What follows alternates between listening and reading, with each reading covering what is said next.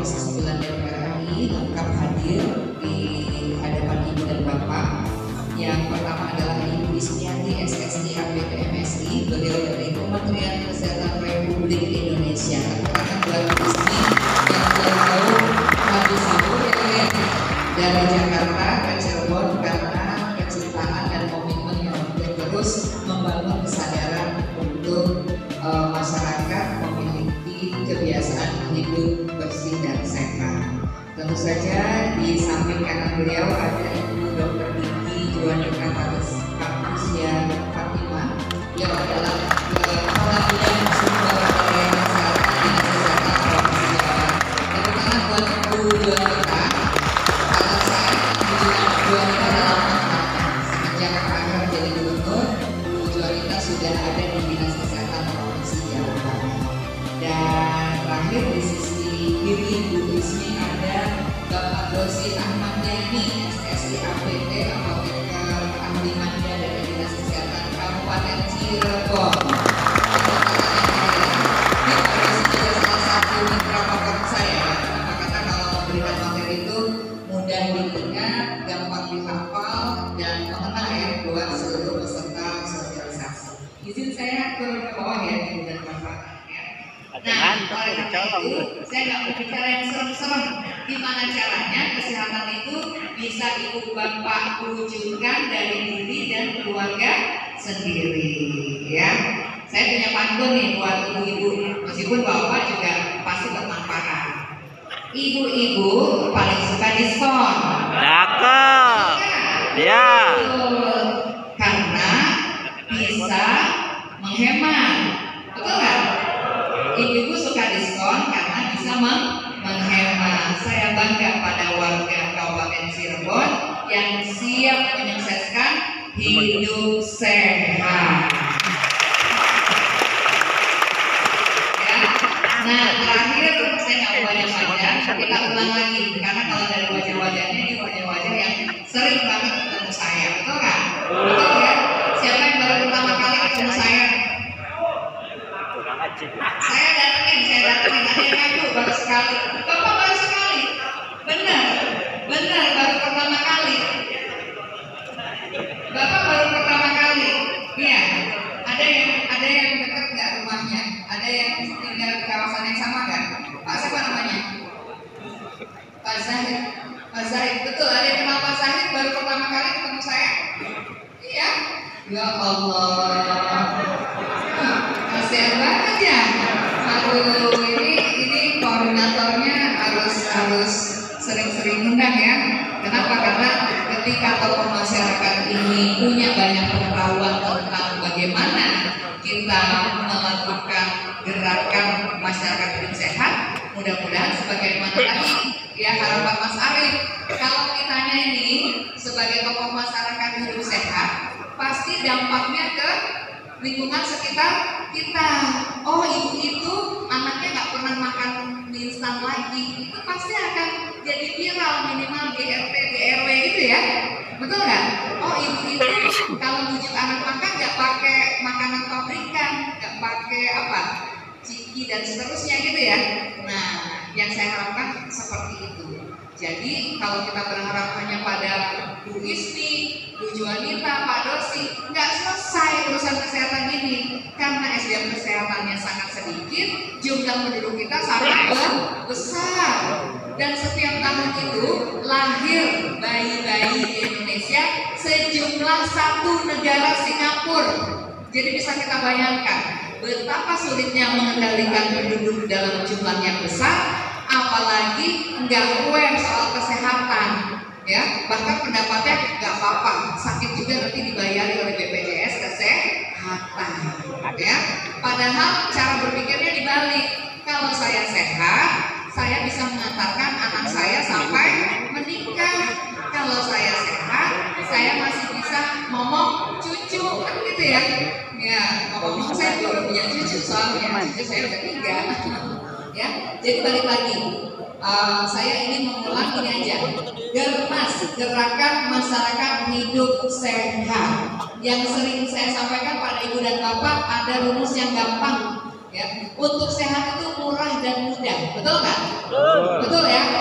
Apa ini rumusnya? Kalau yang udah sering ketemu saya, ngaku sering ketemu saya apa? Apa ini? Iya, maknanya apa ini? Huruf C ini. Cerdik. Kita ulang aja biar gampang karena puasa ya biasanya yang paling ditunggu tuh azan maghrib soalnya. Jadi kita ulang-ulang aja. Cerdik C-nya apa? Cek kesehatan secara rutin ya, minimal tekanan darah, kemudian kolesterol, asam urat, bagus lagi gunanya. Mendoakan kepada yang menjawab salam saya, semoga selalu diberi kesehatan, semoga mendapatkan rezeki yang barokah, semoga dikaruniai keluarga yang sakinah, semoga dikaruniai anak keturunan yang soleh dan salehah, semoga diberi kebahagiaan dunia dan akhirat. Baik, saya ulangi lagi salam ini ya. Tadi yang didoakan yang apa?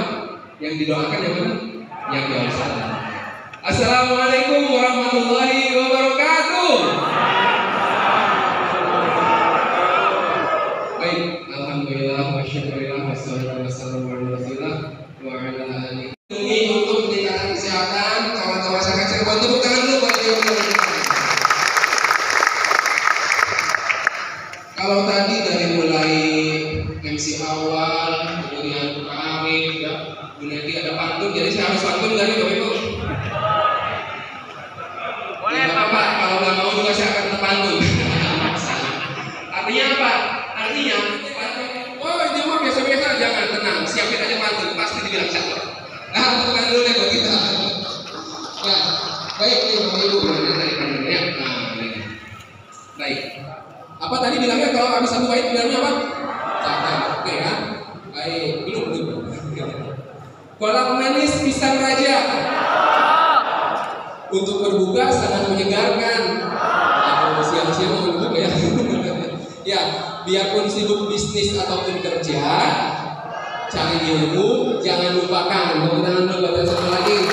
Cakep. Bisa nggak, Bang Nurul? Ya. Kalau dibilang sampai lohor, saya siap. Bapak Ibu siap nggak? Kalau dibilang waktunya sampai maghrib, Bapak Ibu siap nggak? Saya dulu nggak siap. Ya, artinya nggak apa-apa, kita bahas dulu ya. Apa namanya akan kita bahas sekarang. Ya, tadi Mas Alfian sudah nanya sedikit-sedikit ya. Siapa di sini yang pernah ya, walaupun mungkin nggak rutin kan, pernah mengkonsumsi jamu cung? Oh banyak. Ini pertama bisa dulu Pak, kemudian ya karena bersih bisa kalau bisa diparut, kalau bisa di blender bisa di press Pak, dan bisa bersih. Dari apa kan putih bersih juga dari sari, diambil ininya, di tapi dulu Pak dari apa? Di ada kuning, apa tadi bawahnya itu biar baru tengahnya satu jam baru diminum. Tepuk tangan dulu Bapak Subandi. Berarti sudah terlibat ya. Saya dari Nusantara datang awal kami juga di BPBD ya. Untuk Ibu Seti dan Ibu yang dari kementerian, untuk selama ini kami dari warga Kabupaten Cirebon, kalau dulu di zamannya Pak Harto itu ada program namanya apotek apa? Hidup. Oh, kenapa sekarang sudah tidak digalakan lagi? Untuk ada ibu dari komisi 9-nya, mohon untuk digalakan kembali gitu. Untuk apotek hidupnya agar kami pun warga Kabupaten Cirebon khususnya bisa tidak membeli. Dan untuk ibu mohon kesejahteraan bagi kami juga diperhatikan Bu. Dengan cara bagaimana? Dengan cara ibu berkoordinasi dengan perusahaan jamu. Ya, dengan perusahaan jamu. Mungkin dari perusahaan jamu ini butuh bahan baku, entah kencurnya, entah kliniknya. Kok kenapa kami tidak diberdayakan untuk diberi CSR, untuk diberikan modal untuk bisa bikin pertanian jamu apa obat-obatan jamunya. Itu aja Bu, mangga Ibu Agraneti dan dari kementerian sendiri, mumpung ada di sini, kita diprogramkan CSR-nya dari produk jamunya, entah dari apa, produk jamu yang mana aja, yang penting kita kan butuh bahan bakunya. Nah ini kami siap, karena kami juga di samping teman-teman pengennya diberdayakan juga dari kelompok petani juga Bu. Jadi kami ada kelompok tani jamu. Terima kasih. Terlebihnya mohon maaf kalau ibu-ibu yang lainnya, mungkin di sini semuanya pernah mengalami namanya darah tinggi, apalagi untuk ibu-ibu ya, dan bagian kalangan lansia. Nah yang ingin ditanyakan adalah karena memang ini ya mengalami sendiri gitu ya, ibu gitu ya. Yang ingin saya tanyakan solusi agar darah tinggi itu bisa benar-benar normal gitu Pak. Terus kan saya sempat diskusi juga dengan ya dokternya, kalau misalnya untuk penurunan itu kan pakai obat yang dari apoteker. Terus saya nanya gitu, kalau misalnya pakai obat herbal seperti apa? Ternyata ya kurang baik juga karena akan apa namanya itu ada sebuah penumpukan gitu. Nah terus ini kan ada kaitannya dengan jamu gitu. Nah jamu kan salah satu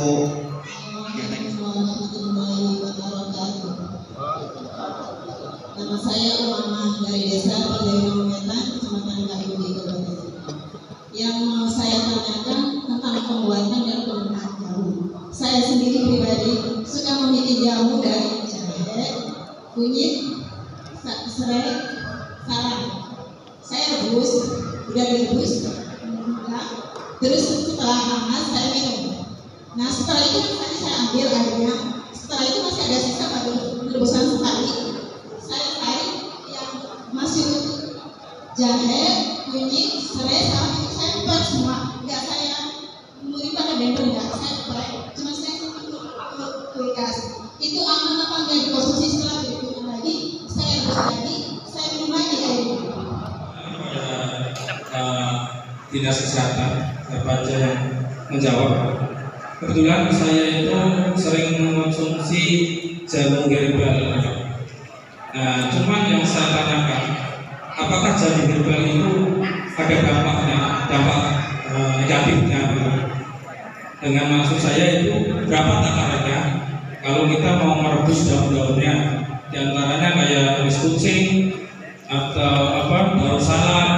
Soalnya saya juga sering daun salam sama suruh gitu, karena menurut saya, menurut teman-teman juga daun salam itu sama suruh itu bisa mengobati radang yang ada di dalam tubuh kita. Nah itu. Nah makanya saya pertanyakan apakah ada takarannya, berapa lembar?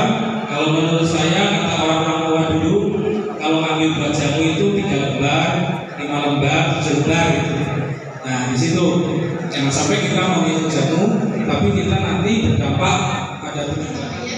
Keluarga untuk kesehatan itu masih kalau ketika waktu program apotek hidup itu lebih pergerakannya kan supaya semuanya nanam aja gitu loh, tapi tidak didorong untuk pemanfaatan dari bahan-bahan alam tersebut seperti itu. Tapi sebenarnya untuk mendukung gerakan budi jamu ini kan diperlukan tadi tanaman-tanaman obat alam itu. Nah itu diperoleh dari apotek hidup tersebut gitu. Kemudian yang kedua mengenai ide menggerakkan masyarakat untuk bisa bersinergikan atau dikolaborasikan dengan industri ataupun ini